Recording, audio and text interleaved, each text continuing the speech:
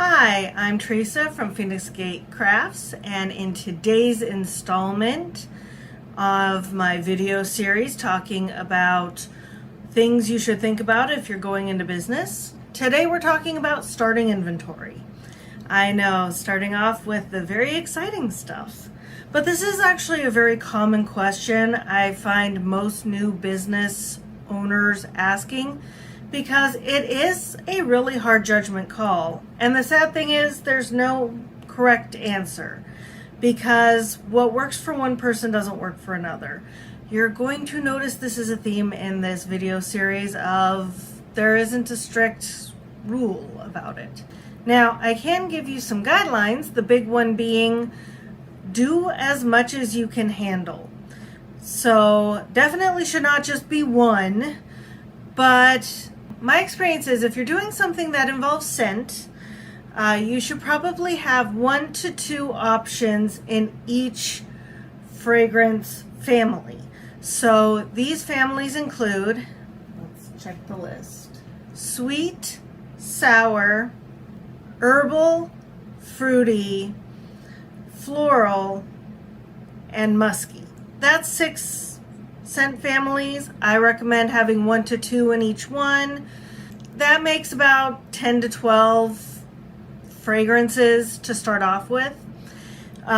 If you're doing something that doesn't involve fragrance, you can do something more akin to color or type.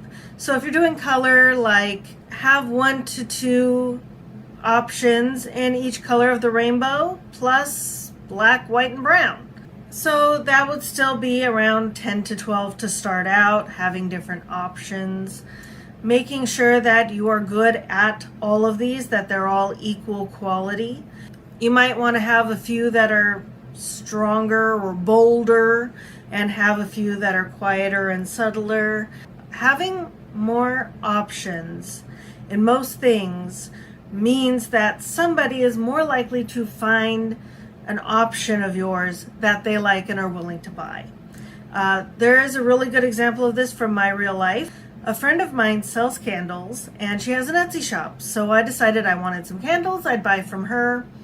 And I went over to her shop and there was exactly one option, and it was lemon. Now, I'm not opposed to lemon scent. My favorite cookies are lemon cookies. However, that's cookies.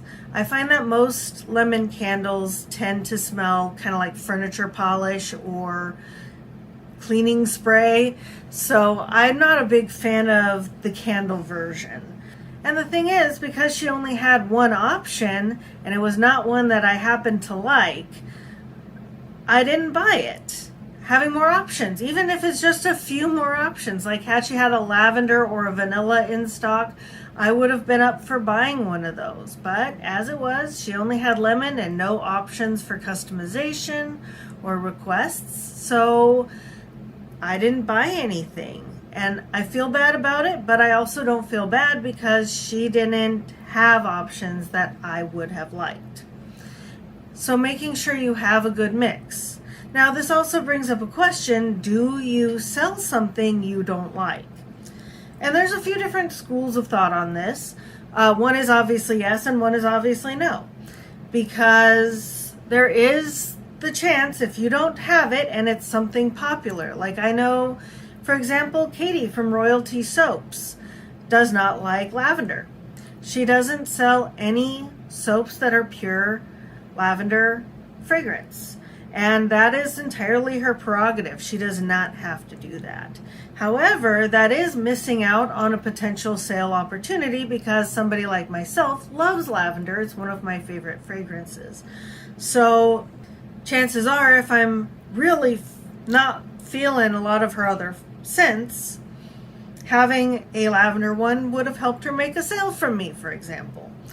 She's never been in this circumstance. Her other stuff smells amazing. Highly recommend. You could also be in this situation where everything you like is stuff that doesn't sell to your target audience. So as a result, you wind up having to sell out and make stuff you're not particularly fond of because it's something that sells.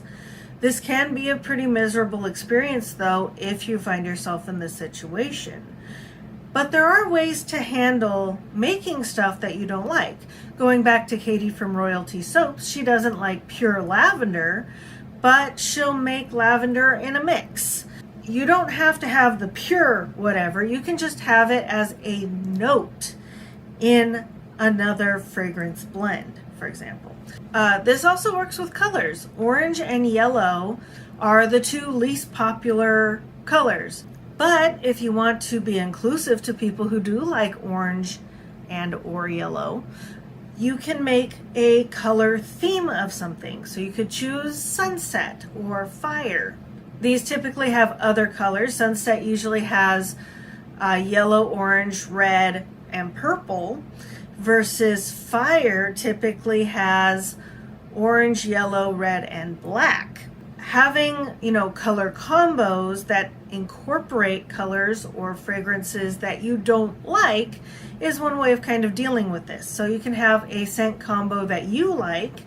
So for example, you could have lavender, rose, and vanilla is a very good one actually, because the people who really love vanilla, which is sweet and musky, are going to be attracted to this. People who like lavender are going to be attracted to it. And people who like rose scent are also going to really like this. And if you're somebody like me who likes all three of those, this is something that became kind of my signature scent. So there's always options for dealing with stuff that you don't particularly like to make, but might be a popular option. So there is a question of having too many options, and this is totally a thing. I know a lot of people, friends of mine, who cannot for the life of them make a decision. So having too many options is not necessarily a good idea for them. Having 1 to 2 in each fragrance family, for example, is wonderful. But if you have like 50 fragrances, like if you go to Bath and Body Works, and they have at least 20 or 30 different fragrances out and available at any given time. You can spend all day in there sniffing their testers and never making a decision. Ultimately, sometimes I've made decisions because after a while everything smells the same. I make a decision based on how pretty the bottle is. Having a lot of fragrances, but not too many, is a delicate balance to reach.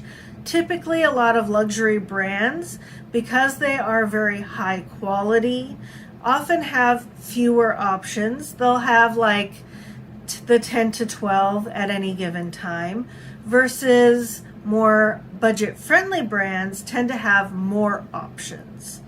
Because it's okay if they're seen as a little lower quality, having more options kind of makes up for that. And that lower quality isn't necessarily an actual thing that happens with lower cost brands. It's just a perception a lot of people have. I mean, imagine Walmart. You'd never imagine having a really good candle there, right? You just wouldn't imagine it, except they do have some very nice candles there.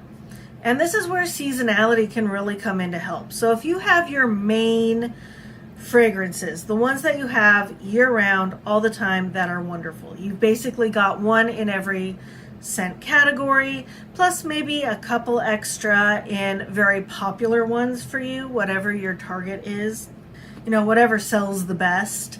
And then once every about 3 months or so, you'll bring in a new line. For example, I'm filming this in September. All of the fall stuff is coming out. Starbucks has their pumpkin spice latte and 3 or 4 other drinks that they're only going to have through November. So this is a perfect opportunity to bring in something that's seasonal that would only sell at this time of year. So fall tends to be warmer scents like pumpkin, brown sugar, maple, anything that smells basically orange or brown. This is also the season for like ghosts and skulls and leaves and trees and those kinds of things that really symbolize fall. And then December starts the winter season as well as Christmas. So you want things that are Christmassy, like peppermint or hot chocolate, cranberries, those kinds of things. But you also want scents that represent the cold, that are very fresh, clean scents that are very crisp. So understanding that, you typically want to plan about 3 to 6 months ahead to get your ideas, test them out, then make sure to stock up and actually produce enough so that you can sell throughout that season, but trying not to produce too much that you don't wind up with too much extra at the end. And that's always nice, having those seasonal items coming in and out of your shop, keeping your inventory fresh and your options neat and something to have people continually coming back to look at, but without actually having the list of stuff you have being too incredibly huge. But there is one benefit, no matter if you're dealing with seasonal stuff or just your year-round supply, but you want to make sure that you make stuff that is for your niche. So a niche is a group of like-minded individuals. So like this would be in the nerd community. You know, you could say, oh, you're such a nerd, but there's different kinds of nerds. You have your Trekkies and Star Wars fans with actually a surprising amount of overlap between those, though they say they're at war with each other. You can have computer nerds, band geeks, math geeks, and you have people who fit multiple categories. You can also have like an earthy, naturey aesthetic, but there's several different ways to do it. You can have Wiccan, you can have boho, you can have hippie. You know, there's lots of different options. So if you can narrow down into a niche, this might be beneficial, because you're not going to get everyone from every walk of life going for your product. So if you're able to kind of hone in on a niche without infringing on copyright, and I will talk about copyright in a different video, but if you're able to kind of target in on a demographic or a psychographic that you really identify with, basically somebody with a similar mentality or aesthetic to yours, you're very likely to actually find more people in that group. It'll be a lot easier to market to them because, you know, if an ad would work for you, it probably would work for them. So that would also tailor your products to a certain taste preference. And that can also make keeping inventory easier to manage because, you know, if you've got these people who go crazy for the pumpkin spice latte, you know, that's a fragrance family that you can probably really easily choose. And if you like them, you're probably going to find your people who like them too. It doesn't always happen. There are rare cases where it doesn't work that way. And you will often find people coming to your shop who have different tastes that you might want to cater to a little bit, but your niche are going to be your people and they'll be easy to sell to. Now, how much inventory do you want to keep on hand at any given time? There's about 2 main philosophies with this one. The first one is the one that I ascribe to, which is keeping enough on hand that you never run out. You're able to have enough that you can handle pretty much all the sales you're going to have for a period of time, usually 2 weeks or so. And as you sell, you make more to replenish your stock. This can wind up with you overproducing. That is the big downside. And you do have to store whatever you make. So you need to make sure you have space for the amount that you are keeping on hand. However, this is excellent for customer service. So if you're doing anything with a cure time, such as soy candles that need to cure for 2 weeks after they've been poured, or cold processed soap, which can take anywhere from 4 to 8 weeks to fully cure, having some on hand makes it so that, you know, you just get the order, you fill the box, print out the shipping label, and mail the thing. And they'll be able to get stuff very quickly, perhaps not quite as fast as Amazon, but definitely whatever UPS, FedEx, or the United States Postal Service can handle. A lot of people really like this. This is honestly kind of the expectation, is that you have available whatever they're ordering so they can get it relatively quickly. Especially since most people don't plan ahead on what they need. So if they can get it within a week, that is typically ideal for most clients. The other option is to make items on demand. And this is a popular option for makers because this way they can customize every single order. You know, you have this one person who really loves, say, your pumpkin soap, but they don't like the fact that you make the pumpkin with honey soap base because they have a skin reaction to it. This way they can request that you make it with aloe vera soap base instead so they don't have a reaction. And then you just make the soaps and they get them and they're happy because it's exactly the product they want. There is definitely a group of people who do this. The cool thing with this is the only stuff you have to store are making materials and perhaps an occasional extra item you might make. So you don't need any extra storage space, but this does often lead to longer lead times, especially if you're making anything such as candles or soap that requires a cure time, or if you're knitting or crocheting custom objects, which takes a while, you wind up with a much longer lead time. It's not uncommon for a soy candle maker to say that they'll ship out your custom order in 2 weeks.